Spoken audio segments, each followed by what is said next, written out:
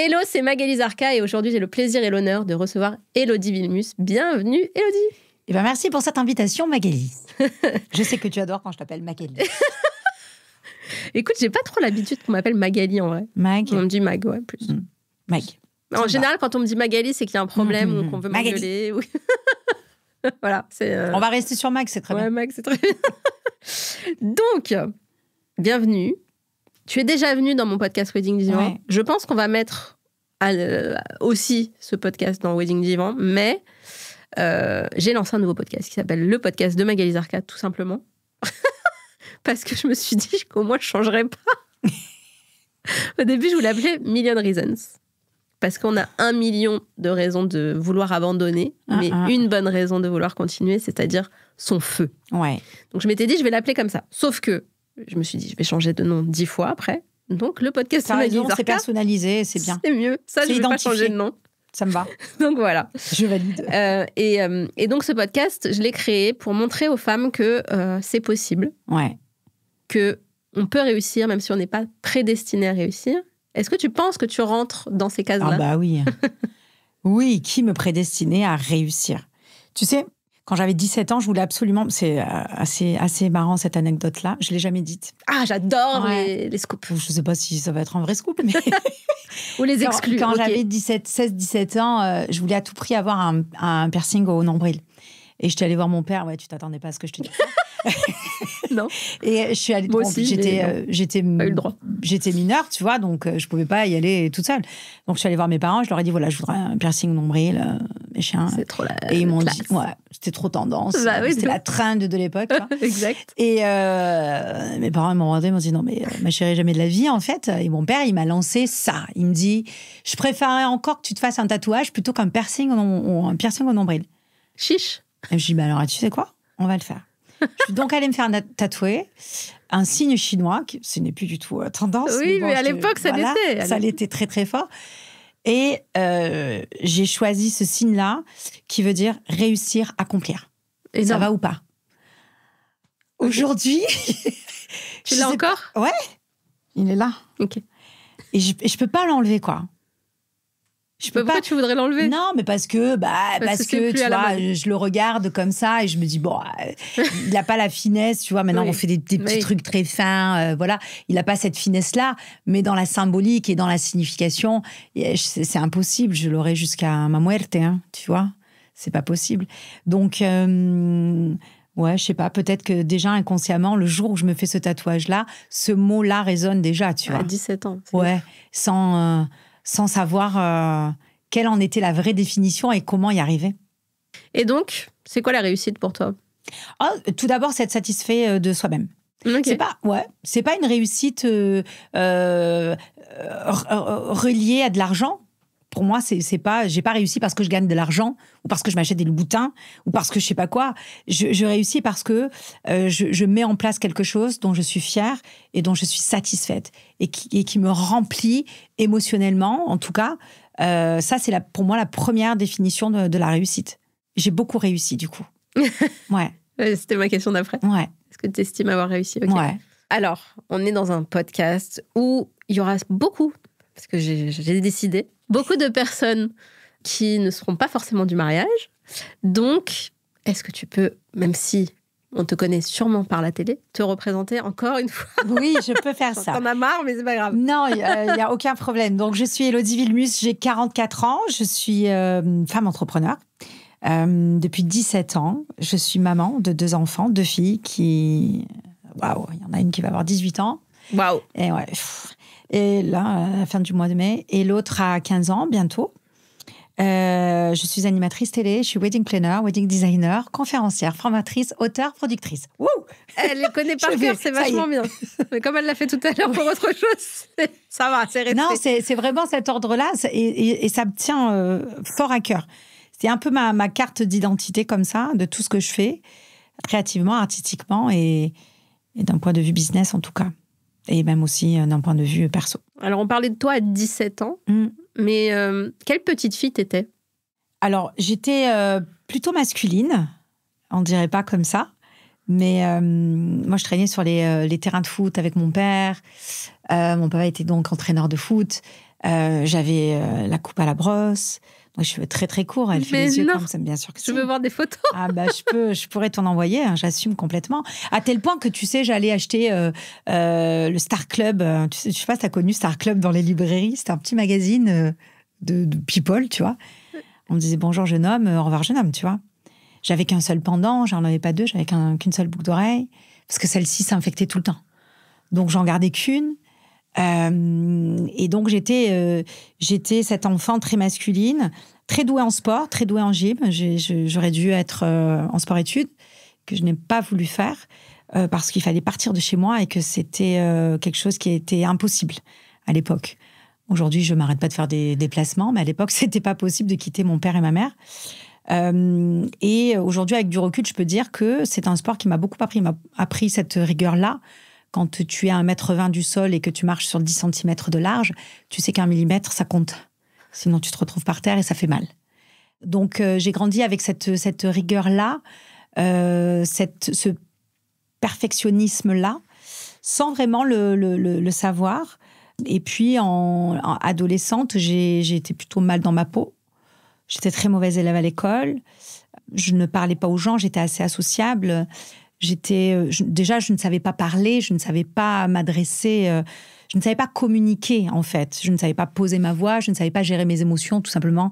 Mon intelligence émotionnelle, je n'en avais pas conscience et je n'en avais aucune maîtrise. Si bien que j'agressais les gens. Je ne parlais pas, j'aboyais, on disait de moi ça, en fait. Et que j'étais à peu près agréable. On m'appelait Sœur Sourire. C'est incroyable. Ouais, mais je t'assure que c'est vrai. Et il y a une raison, évidemment, à tout ça. Moi, j'ai 2 sœurs. Je suis au milieu de ces 2 sœurs. On a 2 ans d'écart. J'ai une grande sœur, une petite sœur. Ma grande sœur fait 1,76 m. Elle était très solaire. Tous les garçons étaient amoureux d'elle. Quand je te parlais tout à l'heure de mon papa qui était entraîneur de foot, tous les garçons étaient amoureux d'elle, tu vois.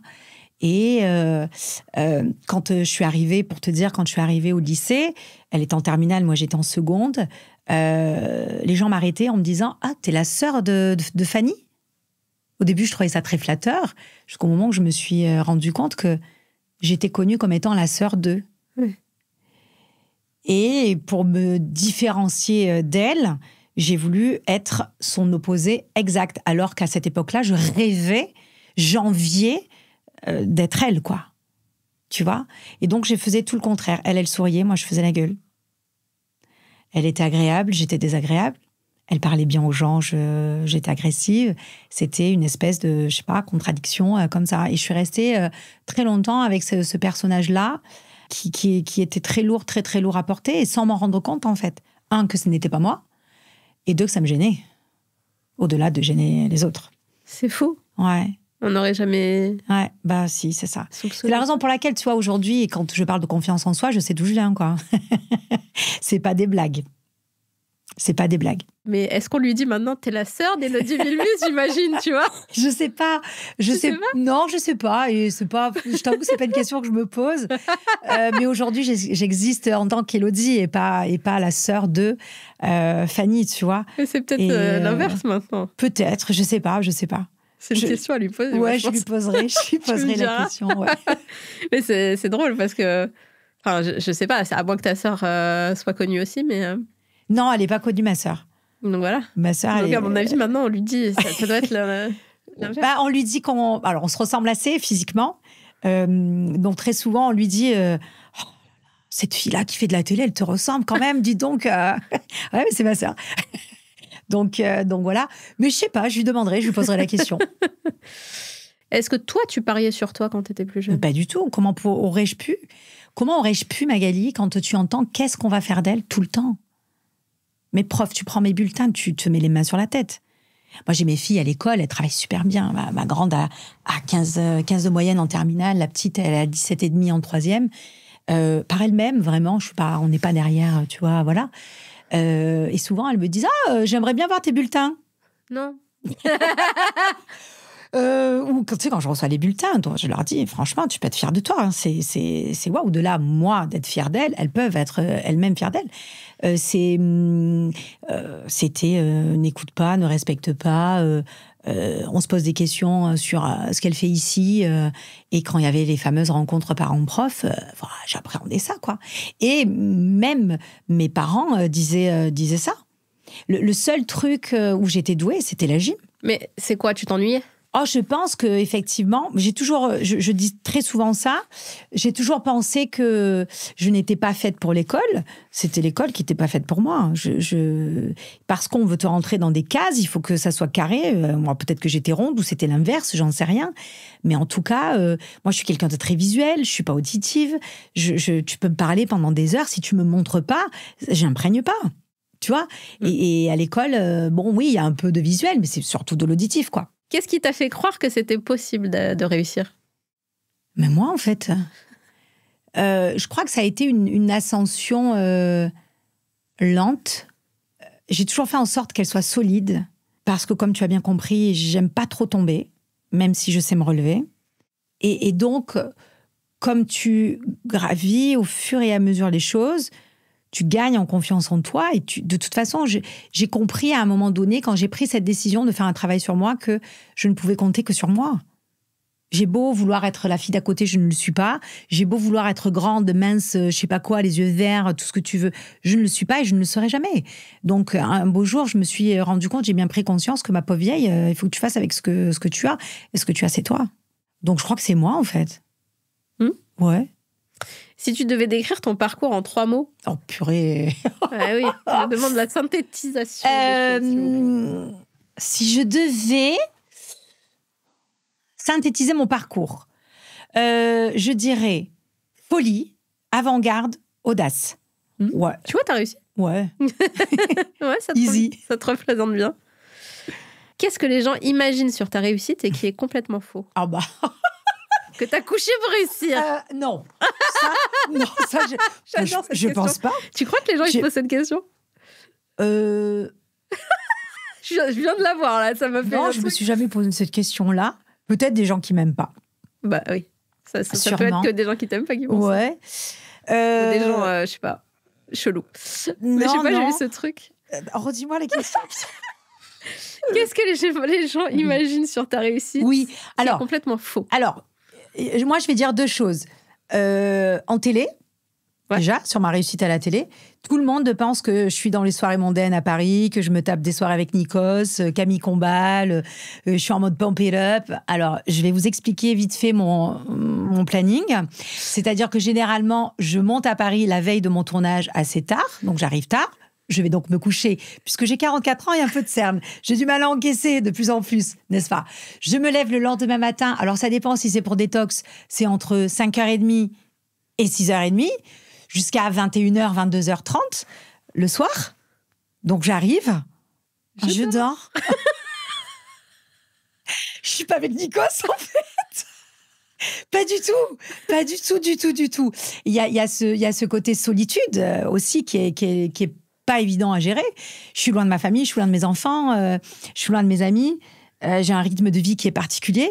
Donc, non, les gens pensent pas à ça. Tu sais, tu passes à la télé, c'est encore une fois, ils sacralisent ça. C'est waouh, tu vois.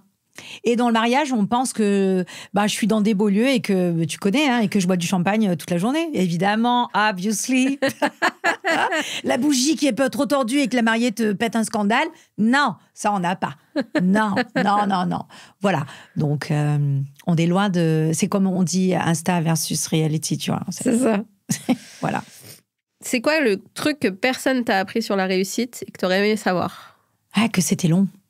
Que c'était long et qu'il fallait faire preuve d'acceptation. D'acceptation, que parfois, c'est pas aussi haut que tu le souhaites, que parfois, t'as pas pris la mesure des choses, et surtout d'accepter un rythme que tu juges correct. Est-ce que tu crois qu'on est leader ou est-ce qu'on le devient? Both. Both. Ouais, je pense qu'on peut le devenir. Mais jamais avec autant de puissance que quand c'est inné chez toi. Tu sais, je suis allée voir une kinésiologue qui m'a très fort expliqué ça et qui m'a dit, en fait, quand vous êtes conçu avec des choses qui vous sont données, mais qui peuvent être effectivement des dons ou tout le contraire. et qui viennent de génération ou de génération, où voilà. Elle me dit, par exemple, votre fille est bonne au cheval, c'est une bonne cavalière. Forcément, dans votre famille, il y avait quelqu'un qui a été bon cavalier et ça lui a été légué. Et je pense que ce côté leadership aussi en fait partie. Je pense viscéralement que je suis née avec ça. Après, il faut accueillir ce truc-là et savoir le faire évoluer, le dompter pour pas devenir quelqu'un de tyrannique. C'est vrai. Mais je pense que ouais, tu nais quand même avec, quoi. Bon, on a déjà évoqué ça, mais est-ce que tu t'es toujours sentie légitime? Ouais. À partir du moment où professionnellement, À toi de me dire. Professionnellement, oui. Et cette légitimité, en fait, a grandi au fur et à mesure que moi, j'ai grandi. J'ai quand même toujours réussi à placer cette barre où il fallait, tu vois. Dans mon enfance, dans mon adolescence, évidemment que non. Oui, c'est quoi le déclic, en fait, pour que tu prennes confiance en toi et que tu te sentes légitime professionnellement, alors que tu avais des mauvaises notes, par exemple? Moi, c'est beaucoup des phrases de personnes qui comptent pour moi. Tu sais, j'ai un entourage que je sélectionne. Et c'est moi qui fais le choix de dire que cette personne-là, dans ce qu'elle va dire, ça me touche en positif ou en négatif et que j'ai à évoluer ou à involuer, tu vois. Mon mari, déjà, la rencontre avec mon mari, dans ce qu'il est, dans sa personnalité, c'est quelqu'un de très sociable, c'est quelqu'un de très... tu le mets dans une pièce, il y a 150 personnes, à la fin de la soirée, il a parlé aux 150 personnes. Moi, c'était quelque chose que j'arrivais pas à faire, tu vois, et que j'enviais chez lui. J'ai beaucoup appris de ça, jusqu'au jour où je me suis mis un coup de pied aux fesses et que je me suis dit, au lieu d'envier, fais, acte. Ok ? Donc, tu prends conscience que tu n'es pas ça, soit, c'est pas non plus une fin en soi. Donc, tu as envie d'aller de l'avant, ben vas-y. Donc, accepte que là, à l'instant T, tu n'y arrives pas. Ok, apprends, applique. Et donc, je suis allée, tu sais, mes premières soirées, quand que j'étais wedding planner, qu'on fait les soirées là, c'était un exercice pour moi, vraiment, d'aller. Ce soir, tu parles à 4 personnes. Ce soir, tu parles à 10 personnes, hello. Ce soir, tu vas aller sur tel sujet et tel sujet, parce que ça, tu les maîtrises. Et je me débrouillais donc pour aller quelque part amener la personne sur cette discussion-là. Et quand je me faisais des débriefs toute seule, en fait. Bon, t'as fait ça. Donc forcément, tu prends de la confiance, t'as réussi à faire ça. Et ça a été comme ça. J'ai eu un couple de mariés avec lesquels je suis toujours en contact. J'étais en déjeuner une fois avec elle et elle m'a juste dit cette phrase-là en me disant mais est-ce que tu te rends compte de ce que tu es, de ce que tu fais? Oui, je lui ai dit oui, bien sûr. Non, elle m'a dit non. Vraiment. Est-ce que, Élodie, tu t'es posée et est-ce que tu t'es retournée sur ton parcours et que tu as vraiment regardé ton parcours en détail? Qui est capable de faire ça, Élodie? Ben, j'ai fait cet exercice-là. Et en effet, pas beaucoup de gens sont capables de faire ce que j'ai fait. C'est quoi la clé? Je pense de se dire la vérité. Prise de conscience. Ouais, et puis, je crois, dans ce que tu dis, c'est passage à l'action, quoi. Ouais, une fois que tu as accepté, une fois que tu as accepté et que tu as fait ce choix d'aller vers ça, forcément, alors, dans l'ordre des choses, de comment moi je fonctionne, et c'est ce que j'appelle, moi, la stratégie de soi. Quand je parlais de confiance en soi, ça me paraissait être une montagne. Putain, mais qu'est-ce que c'est que la confiance en soi? Déjà, je me suis fait ma propre définition de ça. J'ai arrêté de lire. La confiance en soi, c'est machin, nanana. C'est quoi pour moi, en fait? De sorte que mon cerveau comprenne les mots que j'avais choisis pour définir ce truc-là. Donc, je prends conscience que je suis pas ce que mon cerveau, là, les mots, il a choisi. C'est pas ça. Donc, je dois accepter ça. Et par rapport à ça, je vais donc mettre des actions en place de comment je dois aller remplir ces missions-là pour arriver jusqu'à cette confiance en soi. Finalement, je l'ai désacralisée, cette confiance en soi, et je me la suis facilitée. De l'Himalaya, je suis passée à un petit dénivelé sympatoche, une partie de campagne, tu vois. Bon, donc ça a été bien plus facile, et c'est ça pour moi qui c'est toute la clé finalement de ma réussite, ouais, peut-être, bien sûr. Ouais, je me reconnais dans ce que tu dis, dans le fait d'être timide à la base. Enfin, moi, j'étais hyper timide aussi. Et c'est à partir du moment où je me suis rendu compte que ça m'apporterait plus de problèmes d'être timide que Ouais. de ne pas l'être. Ouais. Je me suis dit, allez, Ouais. essayons de ne plus l'être. C'est ça. Voilà. Et donc, tu as mis en place un plan d'action. Voilà. Et voilà, aujourd'hui, tu as 2 podcasts et tu run your world and you fuck all the people. You know. Peut-être pas. mais- Ceux, en tout cas, qui sont pas contents. Exact. C'est quoi la grosse croyance que tu as dû détruire pour devenir la femme que tu es aujourd'hui? Bah, qu'est-ce qu'on va faire d'elle Mm. Qu'est-ce qu'on va bien pouvoir faire de toi, Élodie? C'était ça, l'intonation. Bah, regardez-moi maintenant. Non, je me regarde toute seule, ça me suffit. Tu sais, j'ai pas fait ça pour prouver aux autres, hein, Ouais. vraiment. C'est pour te prouver à toi-même? Ou même pas? Je pense qu'au début, il y a un peu de ça, oui, tu te prouves. Aujourd'hui, je parle d'évidence. Hein. Je me lève pas tous les jours en me disant « Ah, allez, il faut que je me prouve aujourd'hui que je suis une bonne animatrice télé. Oh, je vais mettre de l'énergie dans ce que je vais faire. C'est génial. » Non, pas du tout. Je fais ça avec vraiment beaucoup de fluidité et tous les projets que je peux mener, vraiment. Et d'évidence. Est-ce que tu es toi-même à la oui. télé? Moi, je sais que oui, parce que je te connais Je maintenant dans la vraie vie. Je ne pourrais pas ne pas l'être. Ouais. Oh, comment faire? Je ne pourrais pas. Aujourd'hui, tu penses qu'il faut être la meilleure ou être la plus déterminée pour réussir? Je pense pas qu'il faille être la meilleure. Moi, je pense pas être la meilleure des wedding planners. Hein. Mais en tout cas, je suis la wedding planner la plus connue en France. Donc, je pense que j'irai plutôt vers la détermination, moi. C'est quoi être la meilleure? Ben, ça veut rien. Enfin, je pense, ça veut tout et rien dire. Encore une fois, fais ta définition de la meilleure, quoi. Mais c'est la tienne. Ouais. Ça veut dire quoi être la meilleure? Pour que tu dises, je pense pas être la meilleure. Non, Elle a quoi de non, plus parce que toi, la moi meilleure? je te dis ça parce que tu vas comparer forcément des mariages avec des budgets qui sont plus importants. Je suis tombée sur un mariage que Ronnie a fait avec Alejandra Poupel là il y a 2 jours. Je dis waouh, c'est dantesque le truc, tu vois. Je fais pas ça. Je pourrais très bien dire qu'il y a un niveau dessus. C'est en ça où je veux te dire. Maintenant, pour moi, être la meilleure, je pense que c'est juste acter avec vérité. Encore une fois, et rester fidèle à toi, quoi. Et ça revient à être la meilleure version de toi-même. J'aime pas trop aussi, c'est très cliché ce truc-là, mais c'est un peu vrai, quoi. C'est quoi le premier choix stratégique qui a fait basculer ta carrière? Oh, c'est le réseau de franchise. Hein. Ouais, ce que tu me disais. Ah ouais. Là, tu bascules. À l'époque, mon agence s'appelait La Belle Émotion encore. J'étais pas connue Élodie Villemus. Tu sais, j'allais dans des soirées. Bonjour, je suis Élodie Villemus. Le mec, il me regardait comme ça. La Belle Émotion. Oh, le réseau de franchise. Ouais, c'est ça. donc voilà. Oui, bah moi, quand je suis arrivée donc en 2012, ouais, je connaissais La Belle Émotion, mais je connaissais pas Élodie Villemus. Hein? C'est longtemps après que...